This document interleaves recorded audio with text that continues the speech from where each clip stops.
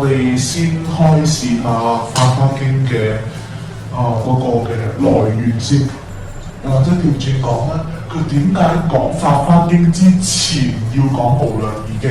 咁你一定就要知道《無量義經》究竟講乜嘢。如果你唔知咧，就慘啦！你根本就唔知道《法華經》其實佢有乜嘢嘅嗰個嘅起源啊！我話你有主因緣㗎嘛，你個主因緣先會成就到佢呢一個嘅説法主要去講呢部經。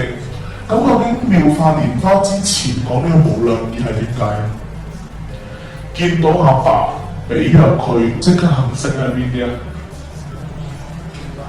就係頭先佢講嗰陣。我哋喺序品見到嗰陣係嘛？係我哋先咁衰嘅啫嘛，人哋嗰啲好精進，係我哋唔夠精進。得個我好啦，咁我哋講下轉頭先擺埋一邊嘅係咩嘢？我哋話佛講完無量義經，然後啦，其實佢係為講法華經而鋪路，當然。每部經有佢每部經嘅主旨，阿含有阿含嘅主旨，係咪？般若有般若嘅主旨。但係如果我哋站喺妙法蓮華經開權演實嘅主旨裏邊去睇，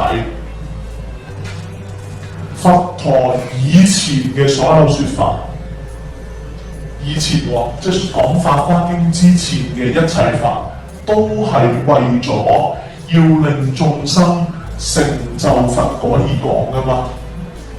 係咪？得個我好啦，所以你陣間中嗰本方便品，佛陀講乜嘢？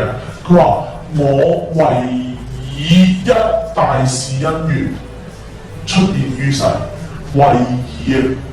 我係唯一因為一個大因緣而示現喺世間。開權演實啊嘛，權同埋實有啲咩分別？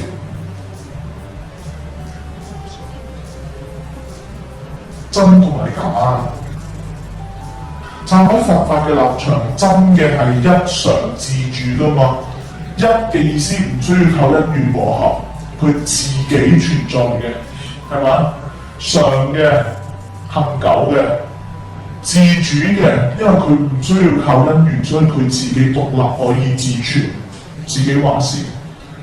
咁一常自主嘅，我哋話係真嘅；非一非常非自主，我哋話假嘅，係咪？而佛為以一大事因緣故出現於世，呢個大事因緣係乜嘢？開示悟入眾生佛嘅知見啊嘛，俾眾生睇，係咪開然後俾佢睇，開始啦，悟入令到佢知道明白乜嘢係佛果，然後令到佢成就佛果。佛出現呢個世間説法49年。為嘅都係呢一個原因，令到眾生成佛。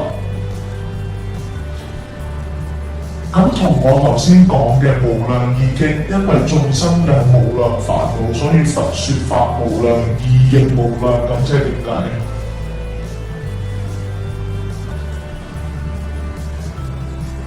佢説法係為咗你能夠斷煩惱。